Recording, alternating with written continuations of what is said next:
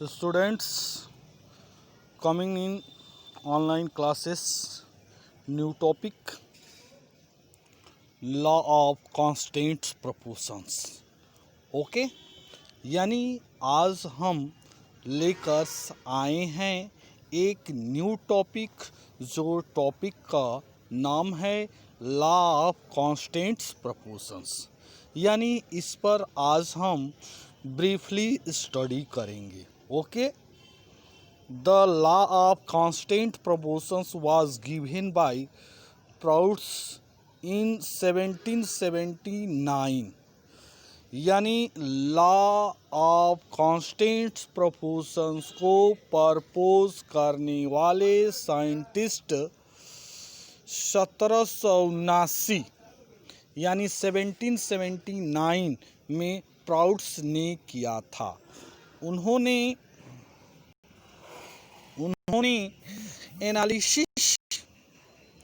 Analysis the chemical compositions, types of elements present and percentage of element present। यानी उन्होंने analysis करते हुए composition एलिमेंटों का परसेंटेज और एलिमेंटों की उपस्थिति को बताया और largest number of compound and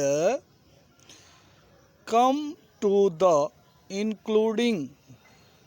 inclusion that the proportions of each element in a compound। यानी उन्होंने यह लार्जेस्ट कंपाउंडों के अंदर इंक्लूडिंग प्रपोर्शंस को एलिमेंट्स और कंपाउंड के अंदर बताया कि इनके जो है कंपोजिशन जो होता है फिक्स होता है, यानी कांस्टेंट होता है, नो चेंज, यानी वो चेंज नहीं करता है।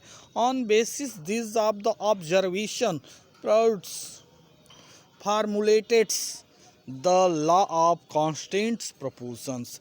यानी वह ऑब्जर्व करते हुए प्राउड्स ने यह फार्मुलेट किया यह लॉ ऑफ कंजर्वेशन प्रोपोर्शंस को according to the law of constant proportions, constant proportions के अकॉर्डिंग। और बताया कि क्या बताया उसके according, a chemical compound always consist of the same element combined together in the same proportion by mass। उन्होंने बताया कि किसी कंपाउंड के अंदर एलिमेंटों की कंबाइंडिंग जो होती है वह एक फिक्स प्रोपोर्शंस में होती है और उनके मास भी जो होते हैं फिक्स प्रोपोर्शंस में होते हैं। ओके, फॉर एग्जाम्पल के रूप में हम देखेंगे वाटर्स को जब हम लेते हैं तो वाटर का फार्मूला होता है H2O। यानी H2O यानी वाटर्स में 2 हाइड्रोजन और 1 ऑक्सीजन होता है, तो उनके मास का जो है हम डिनोट्स करेंगे तो वे उसके मास जो हो जाएंगे 2:16 इक्वल टू हो जाएगा 1:8, यानी 1:8 होगा बाई मास। ओके, इससे क्लियर होता है कि मास का जो है किसी भी कंपाउंड्स के अंदर एक फिक्स रेशियो होती है, यानी वह कांस्टेंट होता है, वह चेंज नहीं होता है उनके कंपोजिशंस के बेस पर। ओके, तो स्टूडेंट्स ये सारे पॉइंट्स आपने देखा और इसमें जो है we know that water compounds if we decompose 100 gram of the pure water by the passing electricity through it, they have the 11 gram of hydrogen and 18 gram of oxygen are observed। यानी जब हम 100 ग्राम pure water लेते हैं उसमें electricity pass करते हैं तो जो हाइड्रोजन प्रोड्यूस होता है वह 11 ग्राम प्रोड्यूस होता है और ऑक्सीजन जो प्रोड्यूस होता है वह 89 ग्राम प्रोड्यूस होता है। तो इन 89 ग्राम ऑक्सीजन प्रोड्यूस हुआ और 11 ग्राम हाइड्रोजन प्रोड्यूस हुआ। तो इनके मासों का जब हम प्रोपोर्शंस कांस्टेंट्स फाइंड करते हैं तो 11 रेशियो 89 होता है और 1 रेशियो 8। तो इससे क्लियर होता है कि जो किसी भी कंपाउंड में एलिमेंट का जो मास होता है वह जो है एक फिक्स पोजीशंस में होता है, उनका कंपोजिशन जो होता है फिक्स होता है, जिसे हम लॉ ऑफ कांस्टेंट्स प्रोपोर्शंस कहते हैं। ओके, यानी लॉ ऑफ कांस्टेंट्स प्रोपोर्शंस के अंदर यह हम नोट्स करते हैं कि law of constant proportions is also known as the law of definite proportions. यानी वह कह रहा है कि जो किसी भी कंपाउंड्स के अंदर में जो उनका कंपोजिशंस जो होता है वह फिक्स होता है, जिसे लॉ ऑफ कांस्टेंट्स कंपोजिशंस कहते हैं। We know now solve the same problems based on the law of constants proportions. यानी हम इनके एक प्रॉब्लम को देखेंगे जो कि यह डिनोट्स करेगा, एक फिक्स कांस्टेंट्स प्रोपोर्शंस को डिनोट करेगा। तो प्रॉब्लम सिंपल, एक सैम्पल प्रॉब्लम है 1 जिसको हम देखेंगे।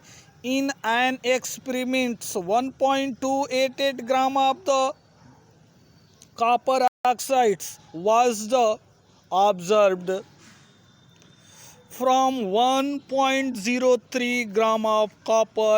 In another experiment 3.672 gram of copper oxide gives on reductions 2.938 gram of copper.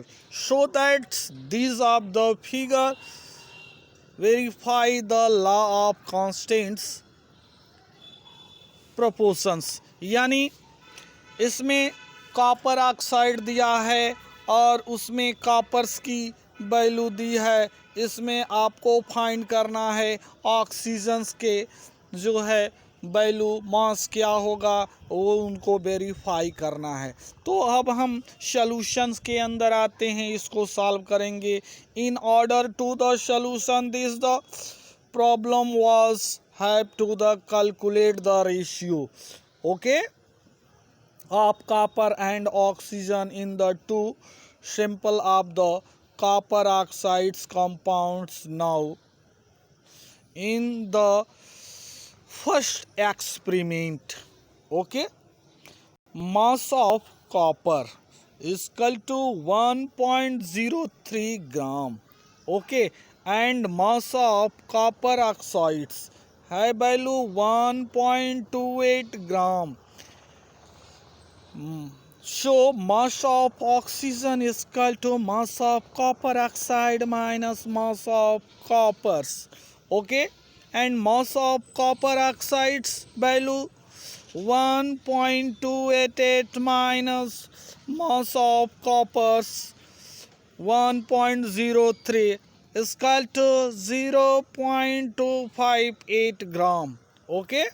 Now in the first sample of copper oxides compounds, okay, mass of copper is to mass of oxygens, copper और oxygen के मास का जो है, ठीक है, यानी ratio देखेंगे तो आपका कॉपर का है 1.03 स्टूट, यानी रेशियो 0.258, इसका तो 1.03 अपॉन 0.258 स्टूट 1, इसका तो 3.99 स्टूट 1, इसका तो 4 स्टूट 1, okay. Seconds B, in the second experiment क्या है, mass of copper 2.93 gram, mass of copper oxide 3.672 gram, mass of oxygen is equal to mass of copper oxide minus mass of copper is equal to 3.672 minus 2.938 is equal to 0.734 gram. Okay, now in the second sample of copper oxides compound stood mass of copper stood mass of oxygen, यानी mass of copper ratio mass of oxygen equal to 2.938 stood 0.734 equal to 2.938 upon 0.734 stood 1 equal to 4 ratio 1। तो students, आपने यह first experiments के problem को देखा और बड़ा ही अच्छे ढंग से। तो इस तरह उस कंपाउंड्स में यानी कॉपर ऑक्साइड्स के अंदर कॉपर और ऑक्सीजन की जो रेशियो जो कंपोजिशंस है वह फिक्स है 4:1। उसी तरह यह आपका एक सेकेंड प्रॉब्लम है, hydrogen and oxygen combined in the ratio of 1:8 by mass to form water. What mass of oxygen gas would the required to react complete with the 3 gram of hydrogen gas? Okay. इसका solution हम देखेंगे कि क्या कह रहा है। Okay, we have been the given of the hydrogens and oxygens slowly combined in the fix ratio, यानी हम जानते हैं कि हाइड्रोजन्स का जो और ऑक्सीजन का जो है रेशियो होता है वह फिक्स होता है, और वह क्या होता है, तो वह 1:8 by the mass of mean that's, तो 1 gram of hydrogen gas required is equal to 8 gram of oxygen, 3 gram of hydrogen gas required is equal to 8 into 3 gram of oxygen is equal to 24 gram of oxygen. Thus the 24 gram of oxygen gas would be the required to react completely with 3 gram, यानी 24 gram oxygen को completely रिक्वायर्ड्स करने के लिए जो है 3 ग्राम, यानी 3 ग्राम जो है ऑक्सीजन की जो है हाइड्रोजन की आवश्यकता पड़ती है। तो इस तरह 24 ग्राम ऑक्सीजन और उसको कंप्लीट एक कंपाउंड के रूप में डिनोट्स करने के लिए वो 3 ग्राम हाइड्रोजन चाहिए। तो स्टूडेंट्स, आपने इस वीडियो को बड़ा ही अच्छे ढंग से समझा। इस वीडियो को कंप्लीट देखिएगा और इसमें जो भी पॉइंट बताए गए हैं वे सारे डिटेल्स पॉइंट्स हैं।